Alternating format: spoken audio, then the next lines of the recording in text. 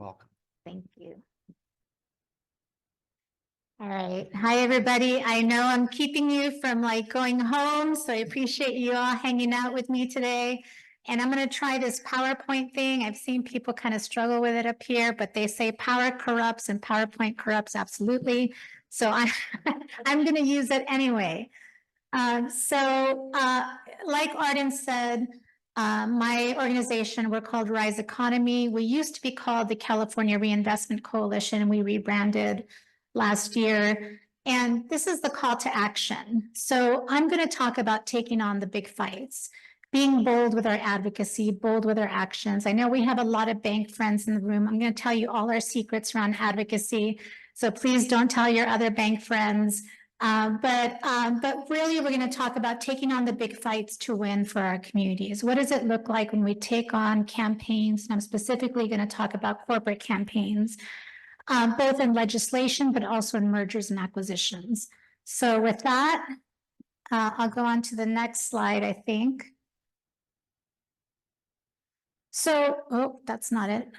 See, this is already causing me problems. So a bit about Rise Economy and our mission.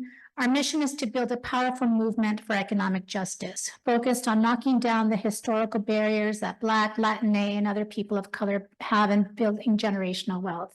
And I want to really underscore the words powerful movement. We're talking about building a movement to drive capital where it has long been denied, and bringing community voices to the table to go to toe with some of the most powerful institutions in the world, the banking sector. And I want to talk about how we do that at Rise Economy. So how we do it, we have three main ways that we do our advocacy. First, we drive empowerment.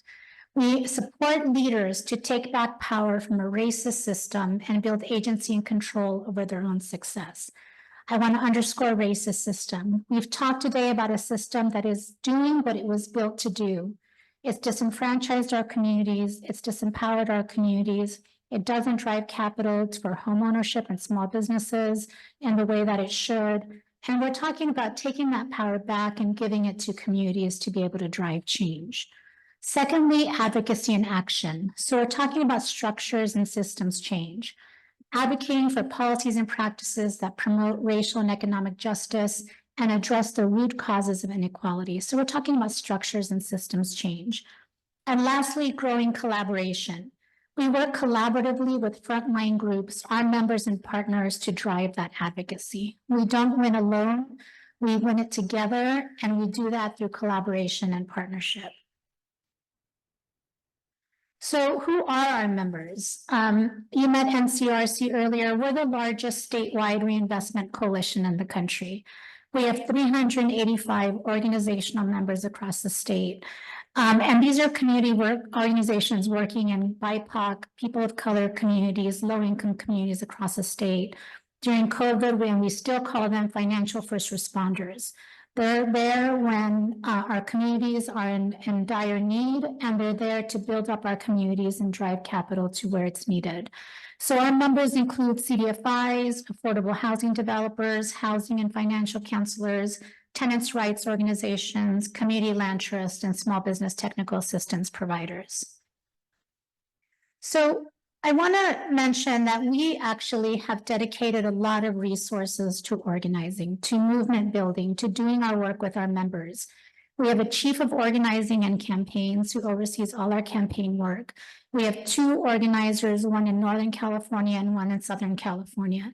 And they do three things. They develop and cultivate and sustain a base of members, and they involve them in actions and advocacy.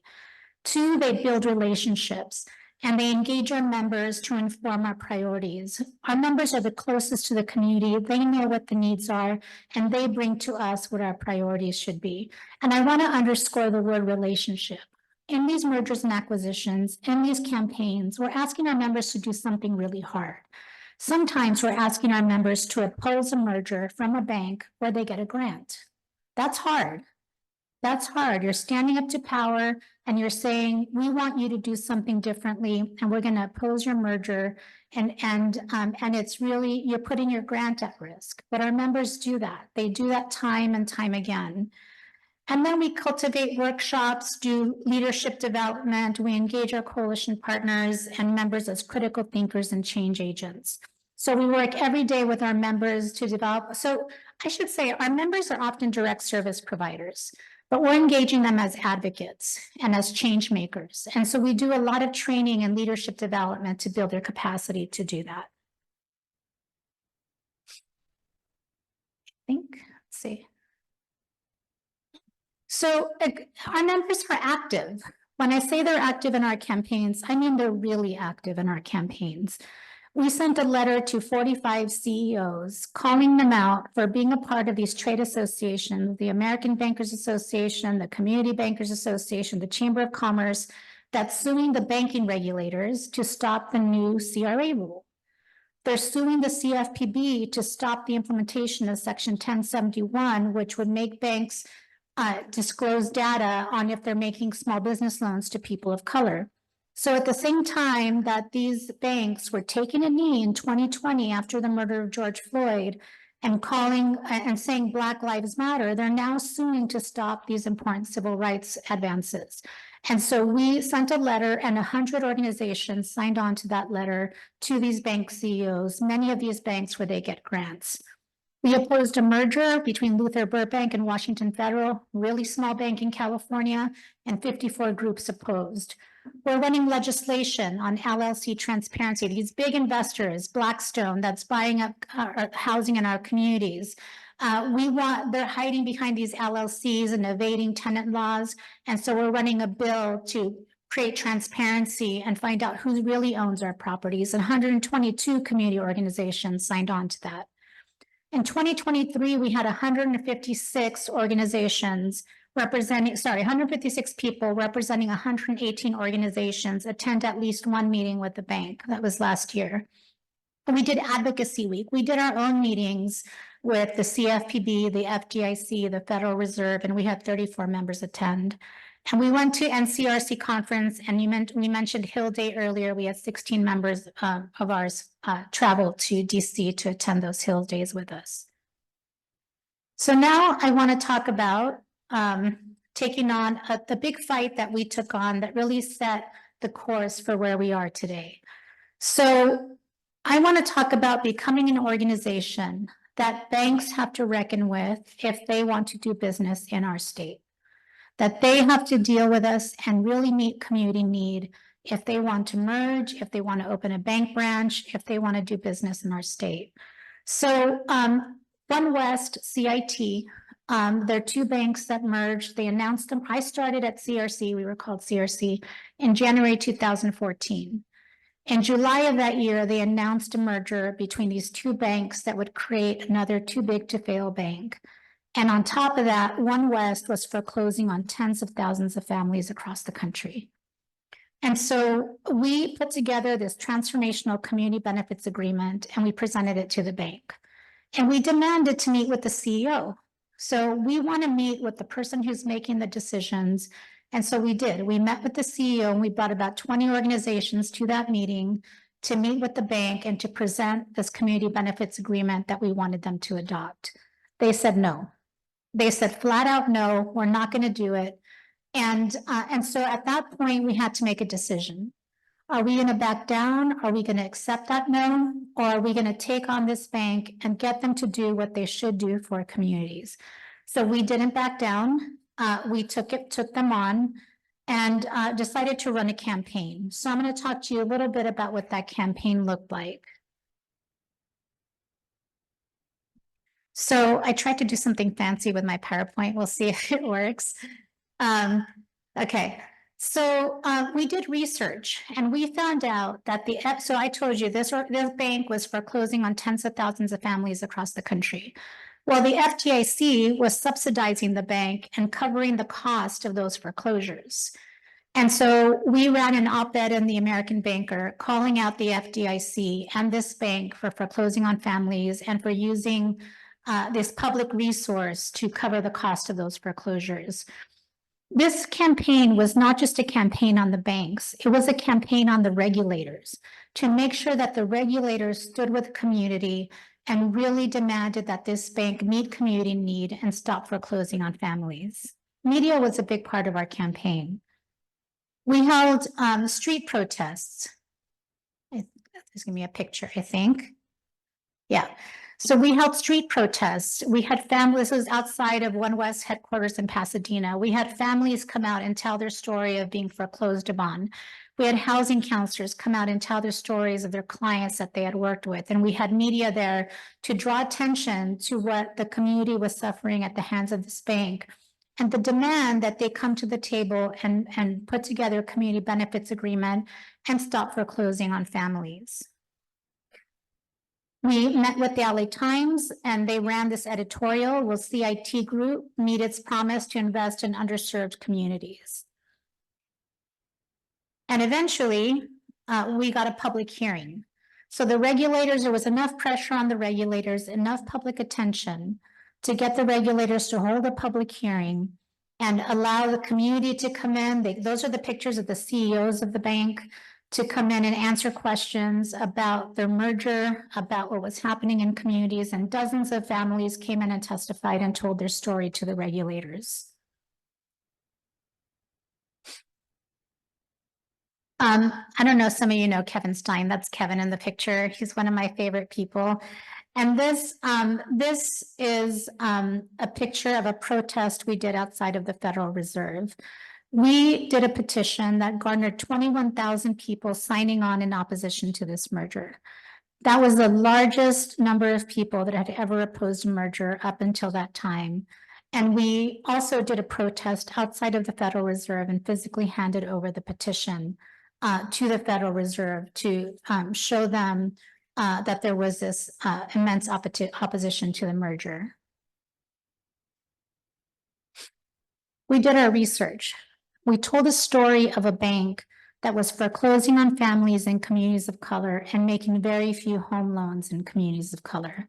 And we told this story to whoever would listen, and especially to the media. You see in red the number of foreclosures in communities of color, and you see in blue the number of home loans being made in communities of color, and you see the big difference between those two.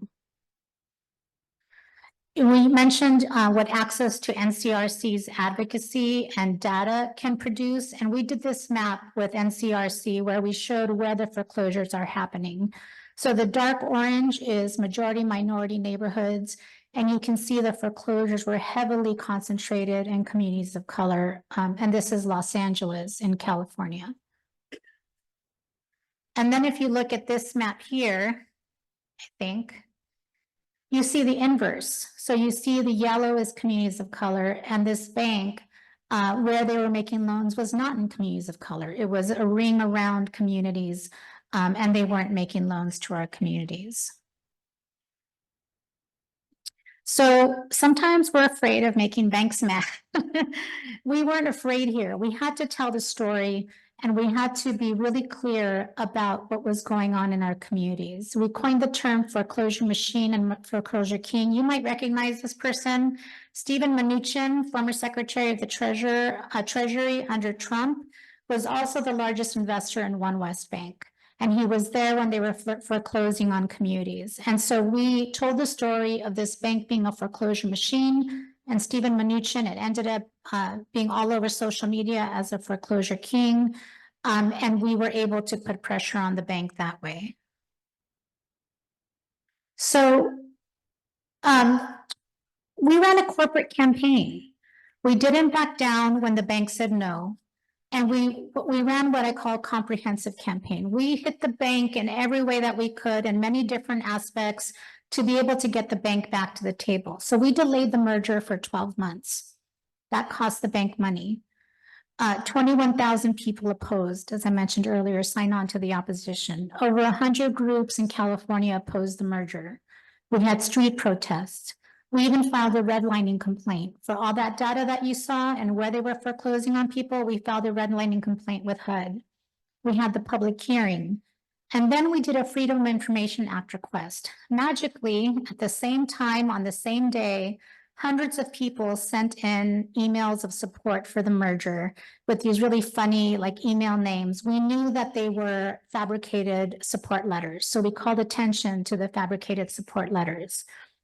And most importantly, we didn't stop once the merger was approved. The regulators approved the merger, and it took us a few years after they approved the merger to get the bank back to the table, but we didn't stop. The bank announced that they were going to merge with Mutual of Omaha Bank. And at that point, they were pretty tired of our campaign, and they didn't want the merger to be stalled like the CIT merger was. And so at that point, they came back to the table and said, fine, let's negotiate a community benefits agreement. We're ready to deal with the community. So what did we get? $6.5 billion in community development lending and investments to this community benefits agreement. Thank you. $2.5 billion in single family lending, $1.42 billion of multifamily lending, $780 million of small business lending, $1.8 billion of community development lending, and $25 million in charitable grants. And at a time when banks are closing branches, we got them to open a branch in a neighborhood of color, a low-income neighborhood of color. I told you we filed a redlining complaint. Well, they settled that too. And we were able to win $5 million in a loan subsidy program, down payment assistance in neighborhoods of color for home buyers, $1 million in community outreach, $1 million in grants for homelessness prevention, $100 million in home loans for BIPOC neighborhoods, and they opened a second full service branch in a low-income community neighborhood of color. So when I mentioned campaigns, One West CIT it took us 5 years. We never backed down. We put a lot of resources into it, and it was well worth it. Because I will talk about what came after. But I also want to mention Silicon Valley Bank failed last year. Well, they also had a community benefits agreement. And when the bank, we had negotiated it with them, $9.6 billion in community benefits. And at that time, when the bank failed, there was a real threat that the community benefits agreement would disappear with the bank. And so we launched a campaign to put pressure on the FDIC, their regulator, who was going to take this failed bank and sell it to another bank, that they had to sell it to a bank that would keep the community benefits agreement. And so we had letters sent in from elected officials, local assembly members, Congresswoman Maxine Waters, Congresswoman Katie Porter, who sent letters to the FDIC saying, make sure you sell this bank to another bank who will honor the community benefit. We met with the FDIC ourselves, and we did press. This is an op-ed that we wrote in Cal Matters, a statewide publication. Silicon Valley Bank promised $9.6 billion to California communities. Will they honor it? Will the new owners honor it? We were able to get, so First Citizens bought bought Silicon Valley Bank, and they committed to $6.5 billion in community benefits, added to the $3 billion that Silicon Valley had already spent. We were able to save the $9.6 billion in community benefits for California. Thank you. So why did we spend 5 years on this campaign? Why didn't we just say, you know what, it's hard, and put all these resources into it? Well, at the same time that we were fighting this bank, One West CIT, other banks were coming to the table. They didn't want to get in a fight with us. They didn't want to be put through the ringer, right? They wanted to be able to really find a way to meet community needs. And so since 2021, we've negotiated $112 billion in community benefits agreements for California. Thank you. And you'll see from some of the very small banks, Central Valley Community Bank, Community West Bank, a small bank in the Central Valley rural part of the state, $1 billion in reinvestment. And on top of that, for the first time in the country, they committed to not finance new fossil fuel extraction in the state. And that was a big deal for a bank to divest from fossil fuels. And then you see some of the bigger banks, US Bank, Union Bank, that was a big merger, and we were able to negotiate $60 billion for California communities. So I want to emphasize a few things about what we've won. The first point, I think, is the most important. We make sure that we get California specific goals or California carve-outs. Sometimes the mergers are between two banks that are just in California. They have California footprint, and we get them to put together commitments for California. But sometimes there are national banks.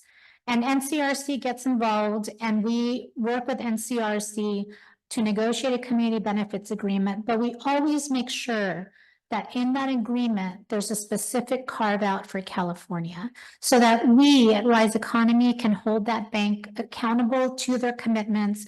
We meet with the CEOs every year. We go over their data to see if they're meeting the commitments that they said they would. So I think it's really important to be able to win specific carve outs for specific states. We've won 26.2 billion for small business support in the state, especially for small businesses under $1 million in revenue. Community development, 25.8 billion total, mortgage lending, 44 billion, and philanthropy, $276 million in grants through our community benefits agreements. So how else do we take on the big fights? Well, we sued the Trump administration. I told you that CFPB Section 1071, under the Trump administration, the CFPB said, we're not going to implement that rule. We're not going to make banks give us data on who they're making loans to. If they're making them to people of color, we're just not going to do it. So we sued them. Under Dodd-Frank, they have to do it. So we sued them, and we got them to settle and put together a timeline for the release of that rule. That rule came out last year. We're very proud of the role that we played to make sure that that rule was implemented. And with NCRC, we sued the Office of the Comptroller of the Currency. The OCC, a few years ago, put together new CRA rules that would have gutted the anti-redlining law. So we sued them, and we stalled the implementation of that rule long enough for the Biden administration to come in, undo that gutting, and issue new rules, which we see now being implemented. Well, if the banks will stop suing, they'll get implemented. So I think City National's in the room, so I apologize ahead of time, City National. It's not the same. Oh, it's not the same City National. Okay, all right. Thanks for the clarification.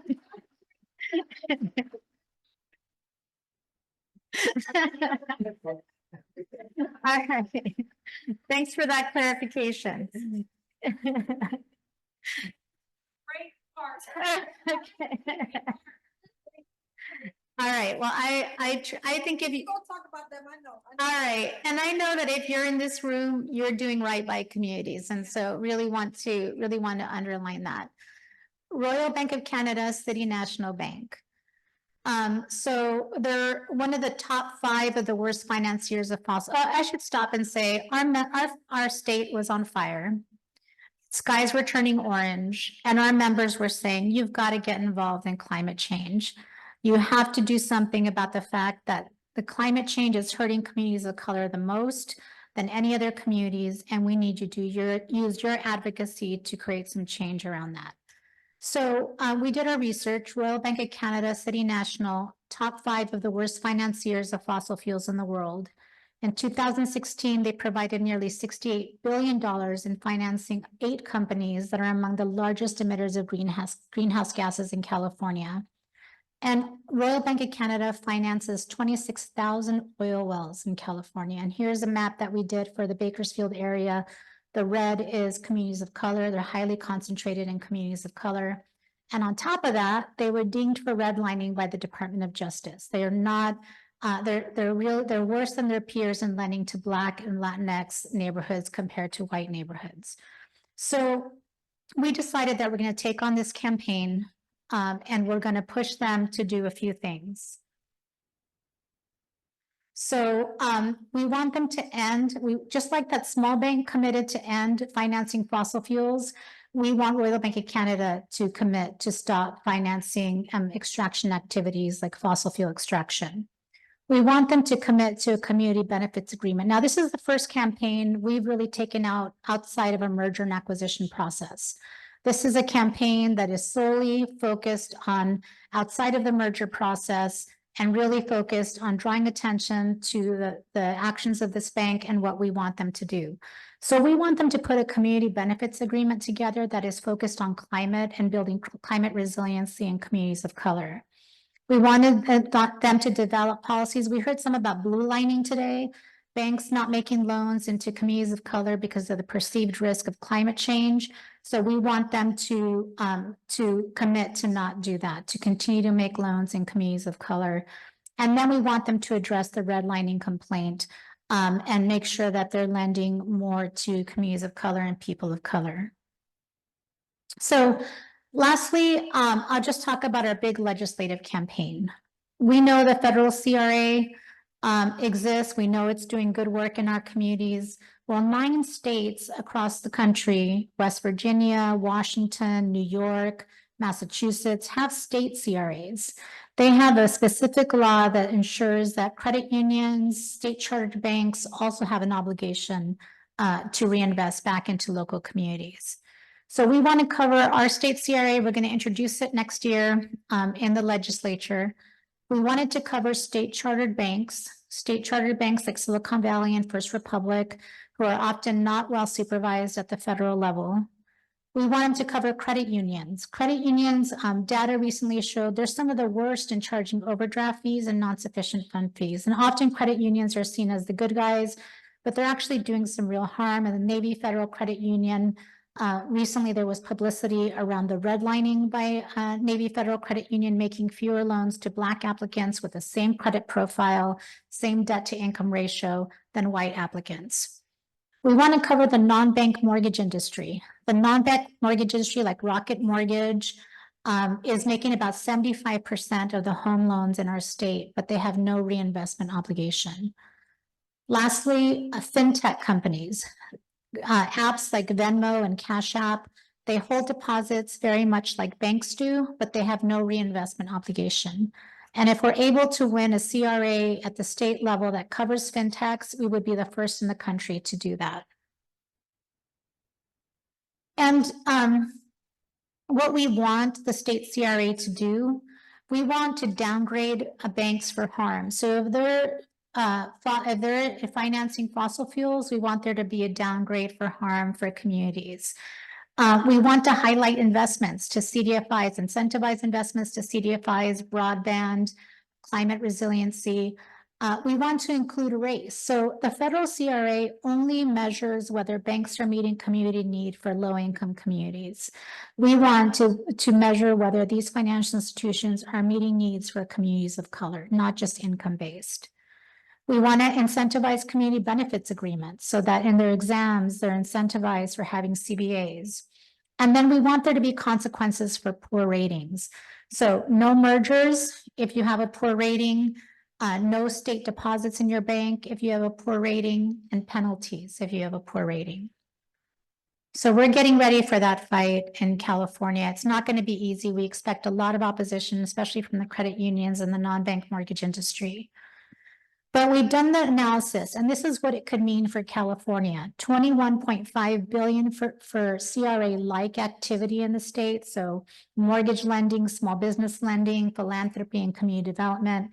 And $8 billion yearly for community development lending and investment, which includes, we think about half of that would go to affordable housing in the state. And we're in a real crisis around housing in California. So that's it. I hope I've been able to really talk about what it means to take on banks that are not doing right by our communities, to make sure that they come to the table, that communities, color, low-income communities are at the table with real power. With real power. It's one thing to ask. It's another thing to have a conversation and say, we are at this table as equals. Our communities deserve this community reinvestment. And we are going to push until our communities get what they deserve. So thank you very much. And thank you for joining me this afternoon.